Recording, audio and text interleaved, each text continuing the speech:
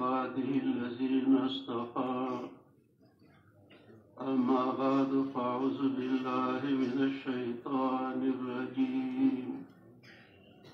بسم الله الرحمن الرحيم سبحانك لا علم لنا إلا ما علمتنا إنك أنت العليم الحكيم رب اشرح لي صدري ويسر لي أمري واحلل عقدة من لساني يفقهوا قولي بسم الله الرحمن الرحيم قل هو الله أحد الله الصمد لم يلد ولم يولد ولم يكن له كفوا أحد بسم الله الرحمن الرحيم قل أعوذ برب الفلق من شر ما خلق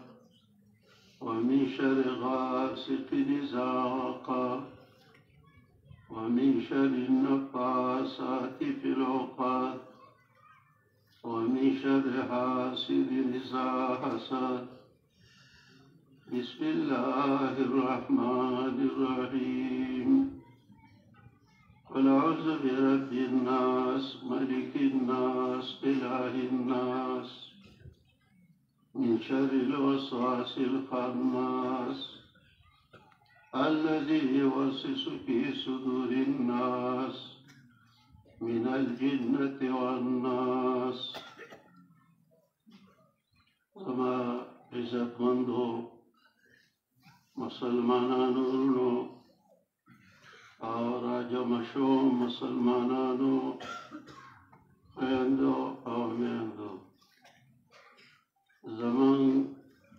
د دینی او د اسلامی مدارس او قاعده او قانون دا دی چې دا اکثر د شوال په میاشت کې شروع شي کوم ته چې موږ وړو کې اختر ویو او بیا دا سبقونه رواني چې څلورمه خور اخیر ته ورسي جمعه الثانیه یا بزرګ شروع شي رجب المرجب نو بیا هغه تعلیمي کال ختم شي نو په دغه کې د علماو او د طلباو طرز او طریقه دای چې هغه دیني اجتماع منعقده کړي او هغې له هغه کسان راوغواړي چې د چا بچو قرآن په ناظره ویلې یا یې په حفظ ویلې او یا یې په ترجمه باندې ویلې او یا نور دیني کتابونه هغه یې پای ته رسولي دغه مور او پلار ته دې دا ښایي چې ستاسو بچو دا تعلیمي کال اغوست نه دی تېر کړی او دا یې اخري نتیجه راووته بیا د دې علماو طرز او طریقه دایي چې کله کله پکې د بار نه میلمانه علما راوغواړي چې د هغې د تقریرونو او بیانونو نه عوام او خواص مستفید شي کله پکې داسې وي چې هغه خپل یو استاد یا ډېر استادان راوغواړي او د خلکو ته یې وکوي چې زما دا استاد دی او ما د ده نه استفاده کړې وه او کوم څو ټکي مې چې یاد کړي نو ما د ده نه یاد کړي دي او دا هغه څوک کوي چې هغه وفادار شاګرد دي او چې بې وفایي نو بیا نه هغه خپله مدرسه یادوي نه په هغه طرف ورځي او ځان ته بیا نسبت کوي. زموږ د وفادارو ملګرو شاګردانو دا محبت دي. نو دغه سلسله کې مولوي شفیع الله صاحب بارک الله فی عمره ما فقیر ته هم دعوت راکړی. حال دا دی زه اوس ریټایرډ شوی یم، ډېرې بیمارۍ ما ته متوجه دي، د ګرځېدو هم نه یم، کله غوسه شم کله ورته وخاندم چې اوس به په قیامت مه بیا وایي ما معاف کړي. او د هغې هغه محبت د هغې هغه مینه او جذبه هغه دې حد ته رسي. نو پرون په ما مصروفه ورځ تېره شوه، بخاري راته ډېره پاتې وه، نو پای کې مې ډېرې صفي وویلې او بیا مې یو ماما وفات و، د هغه په جنازه کې هم شامل شوم. بیا د طرفو په غټ کلي کې د 3.5 کالو درس قرآن و، د هغه اختتام له ولاړو. بل زموږ د مدرسې مدرس و، نو ما ته خو پته وه چې هلته خو ګاډی نه رسي. په یو ملګري راته وویل چې یو شړ پټی په منځ کې دی، اوس ګاډی رسي. زه چې بیا لاړم نو په لارې مې لږ تېلاته وکړو، ما زه رخصت شوم. شپه هم راباندې بیا ډېره په تکلیف وه. الحمدلله زموږ تعلیمي کال نن هلته ختم شو. بخاري شریف کې یو باب پاتې شو، اول جیل زما سره و، ما خپل جیل خلاص کړ او دویم جیل د مولوي عبیدالله صاحب سره و، هغه هم خلاص کړ. او سبا نه بل سبا هغه اخري باب پاتې دی، هغه به زموږ هم اختتامي جلسه وي.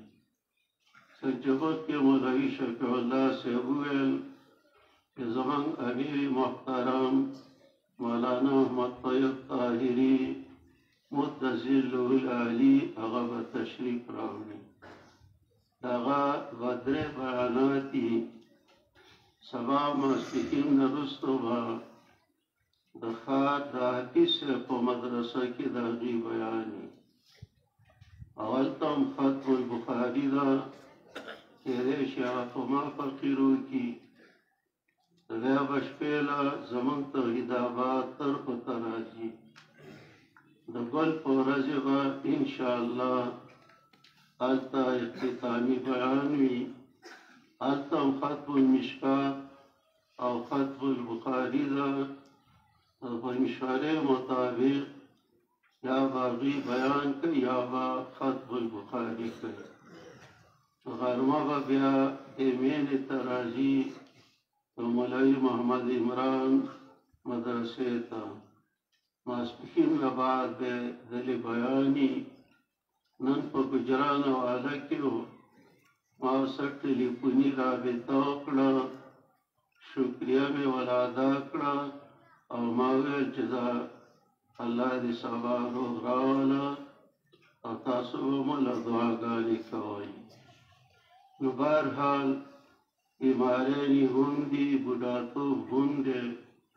او دا یو میاشت په دونه مشاغل شو چې د غرمې پورې سبق او ماسپښین په اجتماع ده. نو بهرحال که الله ته قبول شي نو زما بیړۍ به پورې وځي، او که الله ته قبول نه شي نو بیا خو الله دې نه کړي، بیا خو خسرت دنیا والآخره. نو بهرحال دلې طالب العلمانو د الله رب العزت ته مقدس کتاب اخر ته رسولی دی او ما فقیر دا 3 سورتونه پریښي دي چې د دې سورتونو معنا او تفسیر او ترجمه ته به د طالب العلمانو ته راغلو مېلمنو ته او جمع شو مستوراتو ته پیش کی هغه درې سورتونه ما بتوفیق الله تعالی ولستو دی اول سورت سورت الاخلاص وی دویم سورت سورت الفلق وی او دریم سورت سورت الناس وی سورت الناس کې لفظ د الناس پنځه ځله راغلی دی په دغه نوم شو سورت الفلق کې لفظ د الفلق یو ځله راغلی نو ځکه ول دا نوم کېښوده او سورت الاخلاص کې د اخلاص لفظ نه په اخلاص د یو الله عبادت کول او یو الله ته چغه وهل چې توحید دی نو په دې کې د توحید ذکر دی قل هو الله احد ځینو مفسرینو رحمهم الله لکه خطیب شربینی رحمت الله علیه شو هغه په خپل تفسیر السراج المنیر کې د دې شل نمونه ذکر کړي دا ډېر نمونه د دې صورت په شرافت دلالت کوي لکه یو نیک عالم دی او موږ هغه ته ډېر نمونه ویو چې دا عالم دی دا با عمله دی د حج هم کړی د عمره هم کړی د جهاد هم کړی د تبلیغ هم کړی د هجرت هم کړی دا اعتکافونه هم کوي دا درسونه هم کوي او دا تصانیف هم کوي او دا روجې هم نیسي او دا منځ هم کوي او دا تهجد هم کوي او دا د هغه په شرافت دلالت شو دا ډېر صفتونه او نمونه علما کېښوده نو دغه رنګې د سورت الاخلاص ډېر شرافت دی او دا زمونږ بوډایګانې او بایګانو ته او سپین ږیرو باباګانو ته او وړو زلمو پیغلو ته یاد دی هغه ورته قل هو شریف وایي او خپل نوم یې سورت الاخلاص د سر کې لیکلی دی شرافت یې دونه زیات دی چې د نبی علیه السلام په ګڼو احادیثو کې راغلي چې قل هو الله احد سلسل قرآن دا صورت چې سر کې قل هو الله احد راغلی دی نو دا درېیمه حصه د قرآن پاک ده تاسو ته معلومه ده چې قرآن یو سل څوارلس سورتونه دي او په هغې کې شپږ اتیا د هجرت نه مخکې راغلي دي او اتې سورتونه د هجرت نه بعد راغلي او دېرش پارې دي نو دا او نو دېرش پارې دي نو درېیمه حصه پرې لس پارې کېږي نو دا وړوکی سورت څنګه سلسل قرآن درېیمه حصه د قرآن شوه یو توجیه محدثینو کړې او بله توجیه مفسرینو کړې محدثین هغه دي چې د نبی علیه السلام حدیث بیانوي او مفسرین هغه دي چې د قرآن تفسیر او معنا کوي محدثین وایي چې په ثواب کې درېیمه حصه ده نو د لسو پارو ثواب یې دی نو چې دوه ځلې ووایه نو شل پارې شوې او چې درې ځلې ووایه نو دېرش نو 3 منټه پلا نه لګي او تا ته به الله د دې په لوستلو باندې د ټول قرآن پاک د ختم ثواب درکوي او مفسرین وایي چې قرآن کې خو زموږ عقاید معاملات عبادات اخلاق دا ټول دي جميع العلم في القرآن لكن تقاصر عنه افهام الرجال ټول علوم دا په قرآن کې دي خو د خلکو فهمونه ترې قاصره دي نه پې پوهېږي نو عوامو خو ځان له لنډ دلیل جوړ کړی او ځان ته خو څه کنځله وکړي ځامي کولانې مه کنه هغه لفظ زه نشم ویلی په دې خو نه خلاصېږي او سړی بیګانې وایي ما قرآن نه دی ویلی ځینې سړی پاڅي بیان کوي وایي زلمي سړی ما قرآن نه دی ویلی نو زه شرمېږم نه چې دا لفظ وی یوازې په چیله هم نه خلاصېږي قرآن به وی که نه فضایل قرآن تا نه دي لوستلي فضایل الاعمال کې نو په هر حال نو دا ډېر خلک خو دغسې وایي خو دې ته چې درېیمه حصه د قرآن پاک ویلې ده هغه په دې وجه چې غټ مسایل او غټ بیانات په قرآن پاک کې درې دي یو د الله د وحدانیت عقیده ده چې تبلیغي وروڼه ترې په یقین سره تعبیر کوي او دویم احکام دي اودس او تیمم او غسل او منځ او روژه او حج او عمره او جهاد او انفاق او ودونه او کوژدنې او احکام او یو پکې د پیغمبرانو علیهم السلام واقعات او دلایل نقلیه دا د نوح علیه السلام او دا د هود علیه السلام او دا د صالح او دا د شعیب هسې خو پیغمبران علیهم السلام په مشهور قول 1,40,000 زیاتو قوم دي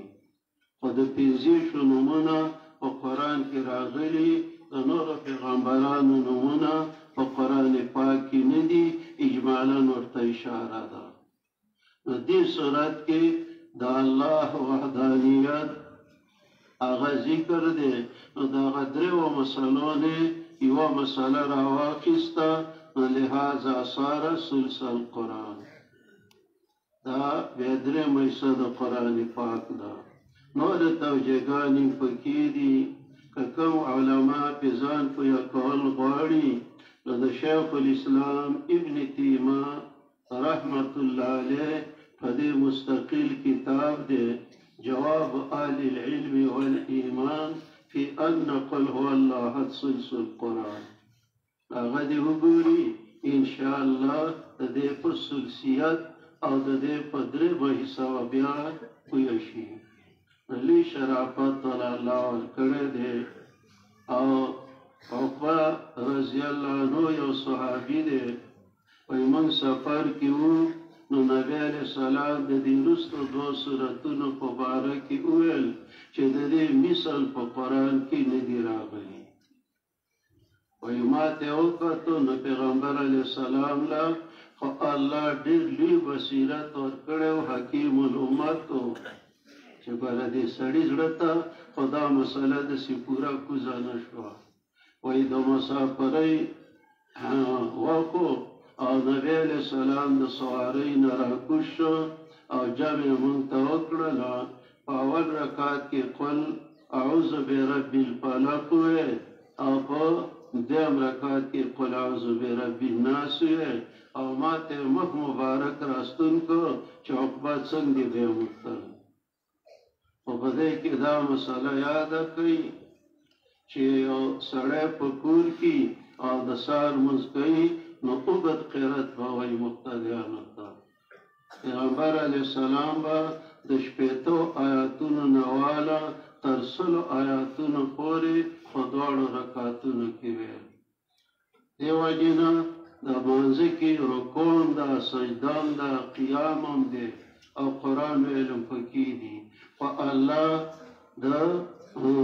د دغه نه د قیام نه وقرآن الفجر ان قرآن الفجر کان مشهودا د دغه نه په قرآن سره تعبیر کړی نو مفسرین د هغې نقطه وایي چې سهار کې قرات لږ وګوري او مسافرۍ کې دا شی ویلی لازم نه دي خو که یو سړی مسافر او ملګرو ته جمع کوي چې زه په دې حدیث باندې عمل کوم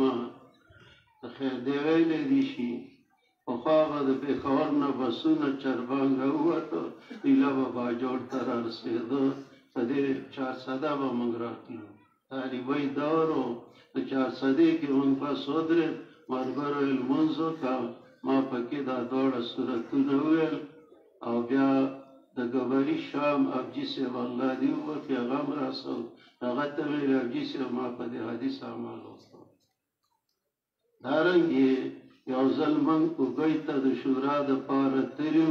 او بیا چارباغ وختي روان شولو. پنډۍ ته تلو، زه یو ډاکټر خواله تلو. موټر راسو نو سار جمعه چې شوه، ما دا دواړه صورتونه ویل. هغو ته مې وویل ما په دې حدیث عمل وکړ. یو ځل د مکې مکرمې نه مدینې منورې ته روان وو، ملګري راسره وو او ګاډی ودرو. د سار امامتي ما ته ویل مخکې شه. نو ما وویل دا په ډېرو سفرونو کې خو لزوم ته بیا نه رسو، او که څوک په حدیث عمل کول غواړي نو بیا شي ویلی د سار په امامتۍ کې د آخري دواړه صورتونه. د دې صورتونو لم الله لوی شان ورکړی. خو علما پکې یو خبره کوي چې د دې نه بهتر صورتونه نه دي راغلي د تعوذ په باره کې. یعنې سوره اخلاص څونه بهتر دی. سوره یاسین زړه د قرآن پاک دی، او سورة الواقعه سورة الغنا ده، او سورة ملک او سورة الف لام میم سجده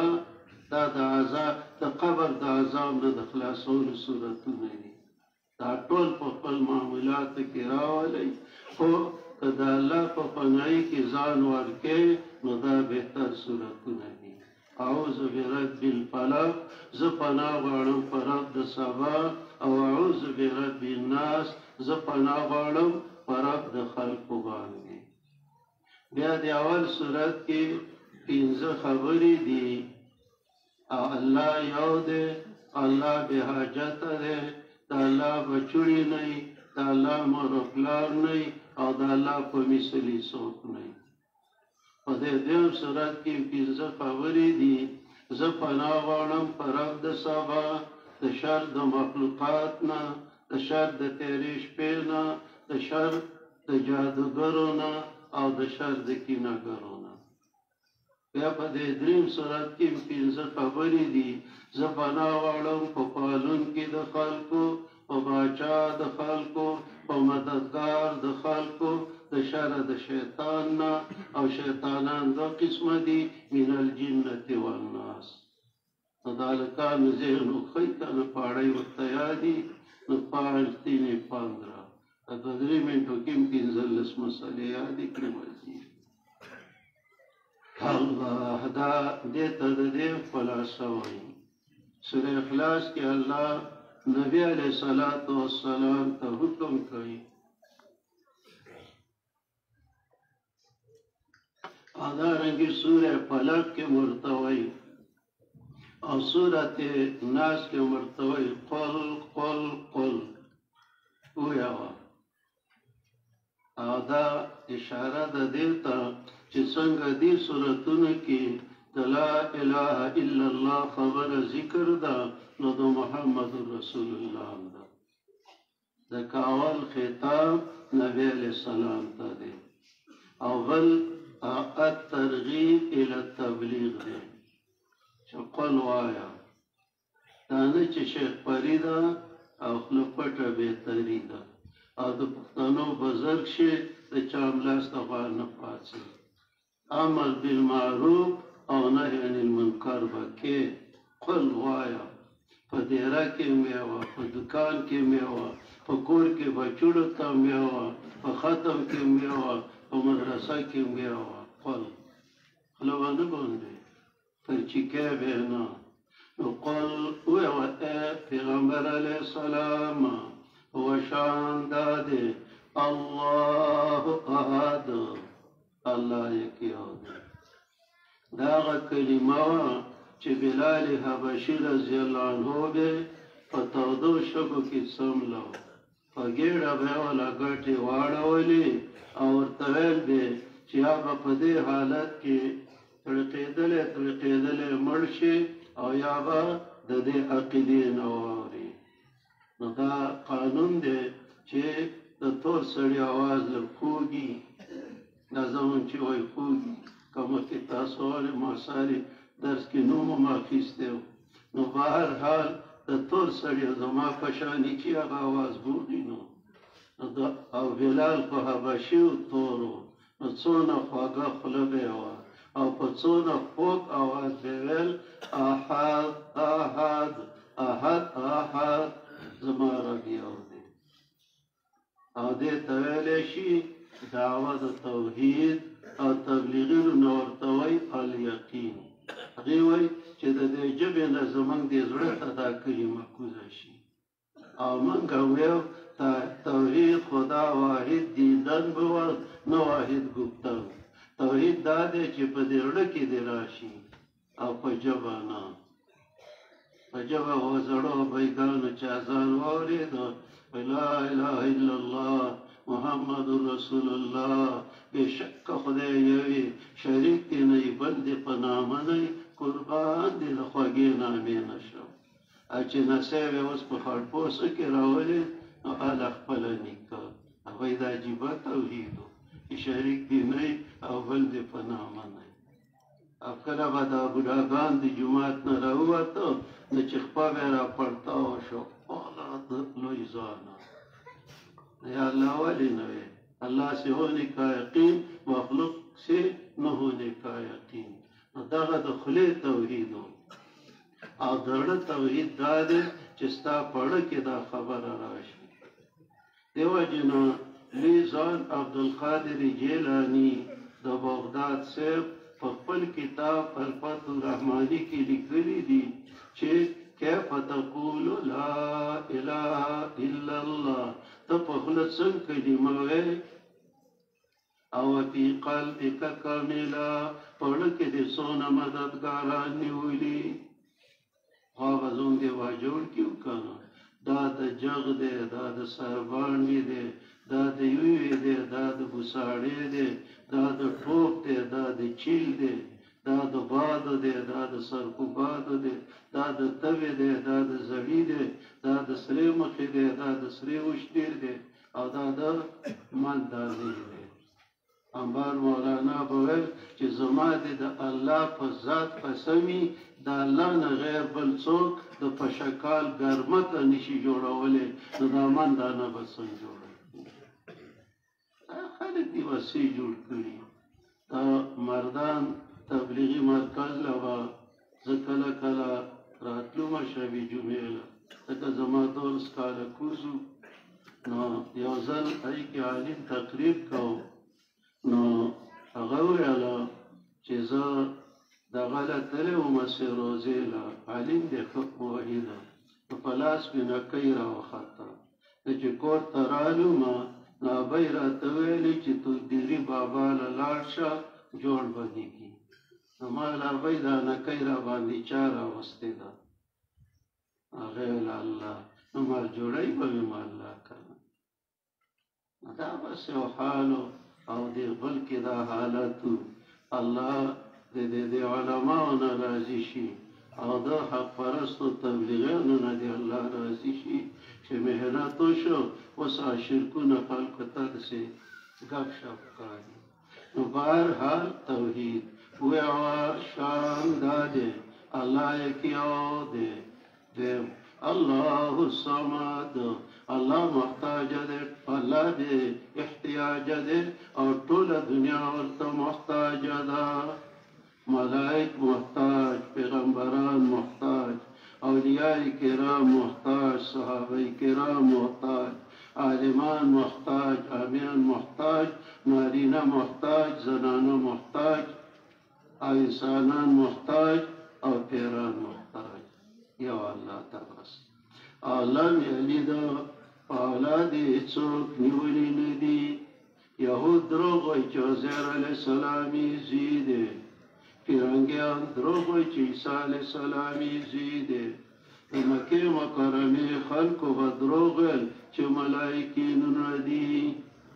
لم یلد او مکې والو مطالبه کړې وه چې موږ ته د رب نسب بیان که نو ولم یولد چا نه پیدا شوی نه دی نو بیا ښکته بچي او بره مور او پلار نه وي نو انځوري خو به وي که نه نو ولم یکن له کفوا احد او د الله په مثلي څوک نه وي لکه زموږ باجوړو به ویل که نه زړی بیله به دي چې ماښام مې وراوړه نو الله بچی خدای دا زړی مازدیګر دې شته او چې ابۍ به دې لږه مازدیګر خفه کړه نو زړوکی به یې ځمکې ته راوشتو خدای دا ایران مازدیګر او خدای دا اختر بزرګې شپې او خدای دا باجوړ ستاني او خدای د ګوشتې غوث شکرونه وباسئ چې الله د دغه عقیدو نه خلاص کړي الله ټیک ده موږ ته به تاسو یا ښه ګورئ یا بده خو انشاءالله بدي به هم د سنۍ کړي نیکي ورسره وکړي هغه محنت الله ارضي ته ورسو ولم یکن له کفوا احد او د الله په مثل څوک نه نو ځان د موا خزانه ویوه زه پناه غواړم په رب د سبا چې تورې شپې نه سبا راوباسي نو په کفر کې اسلام په شرک کې توحید په بدعاتو کې سنت طریقه په رواجونو کې اتباع د نبی علیه السلام او د جهل په تورتمونو کې رڼا د علم لږ له علمه چاته الله نصیب کړو نو د تورې شپې نه سبا راوباسي نو په تورتمونو کې به الله رڼا راولي من شر ما خلق د شر دغه نه چې الله پیدا کړي عام شرونه و درې خاص شرونه ومن شر غاسق اذا وقب او د شر د تیرې شپې نه کله چې تیاره مضبوطه شي ځکه زیات شرونه د شپې څنګه چې امام فخرالدین کبیر کې ویلي او د شر د پوهونکو ښځو نه په بوټو کې دا ولې وایي ښځې د لبید یهودي لوڼو په نبي علیه السلام جادو کړی و دماغ او یا د ښځو په مزاج کې کوډې منترې ډېرې دي څنګه چې مخکې مولانا عبدالحق صاحب هغه وویل چې چاته ترویتي وي او د دمونو والی نو د ښځو رحمت یې راتاوي ومن شر النفاثات فی العقد او د شر د پوهونکو ښځو نه په بوټو کې دا یې په انګور وکړو دا یې په اندرور وکړو او دا یې په بلې وکړو دا یې په خوا کې وکړو تا قرآن نه دی اورېدلی چې جادو کول کفر دی وما کفر سلیمان ولکن الشیاطین کفروا یعلمون الناس السحر ومن شر حاسد اذا حسد او د شر د کینه کوونکي نه کله چې راسه کینه کوي کینه دا ده چې یو نعمت تعالی الله درکړی او بل وایي دا دې دنه نه وي دا ګناه کبیره ده او دا د نیکۍ داسې سوځي لکه ورته چې خشاک واچوي بسم الله الرحمن الرحیم ویوه زه پناه غواړم په پالونکي د خلکو په باچا د خلکو په مددګار د خلکو مجموعه کې درې قسمه خلک دي واړه الله د وړو تربیت کوي او پیغلې او زلمي د واکدار د پیغلو د ظلمو لکه جواني دیوانګي او فریادرست د بوډاګانو د زړو چې زوړ شي څه به جوړ شي من شر الوسواس د شر د وسوسې اچوونکي شیطان الخناس چې پړزي راځي که ذکر دې کوو د نڅښتي به او که غافله وي نو به د باندې کوي هر یو انسان چې د کوره راوځي او د شیطان ورته حدیث کې راځي په دروازه کې ولاړي چې اوبه پې کوم یو وسوسه به وراچوم نو چې ته بسم الله توکلت علی الله لا حول ولا قوة الا بالله نو هغه څنډې ته شي او په سترګو کې سوپ وایي دا یوازې د تبلیغي بسترې کې نه ده چې امیر صاحب وایي بستره دې اخیسته نو بسم الله توکلت علی الله له هغه کې به هم وي خو چې همیشه د کوره وځې نو دا به وي هغه سوپ په سترګو کې وایي نو بل شیطان وله راشي ولې ګوره ما پې باو کوو خو هغه داسې چمباب را خلاص کړ هغه دغه ته ته ټینګېدی شي مه خفه کېږه هغه به چې دوره حدیث کوله نو ما یو وړه کاپۍ پیدا کړې وه نو یوه دعا به مې پکې لیکله او بیا به مې هغه زده کوله نو ملګرو به راته ویل دا څه شی دی بل دا ایټم بم دی د شیطان لپاره ولې مسلمانه دعاګانې به وایې که نه ذکر و اذکار به کې نو هله به دنه شیطان لرې کېږي که نه پرېږدي دې نه نو وایي من شر الوسواس الخناس پړزي راځي الذي يوسوس في صدور الناس چې وسوسې اچوي په سینو د خلکو کې سینو نه مراد زړه دی دا کوي او د خړتوي ماشي په شانې دی او دلته دې په دیړه داس دی او دا وسوسې اچوي نو په دې باجوړ کې اوس موږ ته خلک استاد العلماء وایي موږ چڼي او خیر په چا به ښه لګي چا بد په استاد العلماء د کې ټوټ بابا که دا لوی لګار کې د باجوړ علما د نوي کلي هغه ستاسو د زګۍ قایي صاحب او دارنګې د جار بابا دا ټول دغه شاګردانو د کوثر مولانا زه چې کله د طالبۍ نه رالم زه لاړم مال بابا ما سره بیات وکړه ما بیات راکړه او وظیفه لاله راکړه هغه راته ویل چې بچوی دا شیطان چې دی نو دا په دې سینه ناست دی او داسې دې زړه ته وسوسې اچوي نو ته چې کلمه به وایې 300 ځل په شواروز کې او داسې به وایې لا اله الا الله سر به ورڅه خوځي نو ما وخندل او ویل ته پنجپیری دې سر خوځولو ته بدعت وي نو خیر دی ته مه خوځوه او نورو مریدانو ته زه دا وایم نو چې کلمه راوباسې دلته د شیطان په دې زړه باندې شونډک لګولې نو ته به ویل لا نو دلې رالو نو دلې رالو لا نو دلې رالو ها لا اله نو بیا زړه لره الا الله پسې ووایه دا حال چې تا ته د کلمې معنا هم یادوي چې خالق الله دی رازق الله دی مشکل کشا الله دی د بارانونو کولو الله دی په دې طریقه به کلمه وایې نو انشاءالله شیطان به دې د زړه نه وځي لا اله الا الله دا څه کوي وسوسې اچوي په سینو د خلکو کې من الجنة والناس او دا قسمه شیطانان دي یو دا د پیرانو والا دي اعوذ بالله دي او یو دا هندوستان او چین او امریکا